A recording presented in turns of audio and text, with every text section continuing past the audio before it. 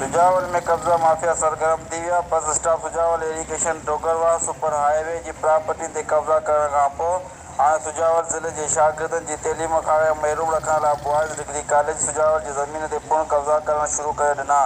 Sujawal boys degree college जे 72 एकड़ 24 गुंठा ज़मीन मां 66 एकड़नि ते मुख़्तलिफ़ सियासी समाजी धुरियुनि जी वाठनि ऐं पासर मौजूदनि सदिया वेंदड़ शहरनि कब्ज़ा करे वरिता।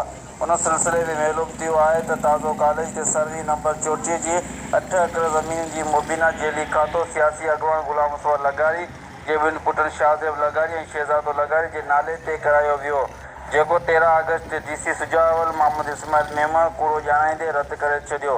उन खां अलावा शहर जे मौजूदु सदिया वधंदड़ शहरनि में वापारी अॻवान सियासी धुरियुनि जे वॾेरनि वाठनि पारां सिरजे शहर में सरकारी प्लाटनि समेत कॉलेजनि जी ज़मीन ते कब्ज़ा करे वरिता आहिनि।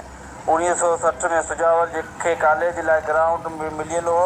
72 एकड़ 24 गुंठा ज़मीन ॾिनी वई हुई, जंहिं मां सिर्फ़ 5 या 6 एकड़नि ते कॉलेज जी इमारत हिकु मैदान मौजूदु आहे। ॿी ज़मीन मां कुझु ज़मीन मुताबिक़ ते ॾिनल आहे, बक़ाया ज़मीन ते कब्ज़ा कया विया आहिनि। कॉलेज जी ज़मीन ते कब्ज़ा ख़िलाफ़ अॻवान प्रिंसिपल पारां सरकार खे केतिरा ई भेरा लिखत में दरख़्वास्त ॾिनी वयूं, पर कुझु बि खरदिल नाहे निकितो। जॾहिं बैदि सुजावल जे शहर नौजवान वकील एडवोकेट अब्दुल लतीफ़ खट्टी डायरेक्टर कॉलेज शफ़क़त हुसैन वबरो जी इजाज़त सां सरकार ते दुरुती ज़मीन जे कब्ज़े जे केस मुस्तरदण जो ऐलान कयो।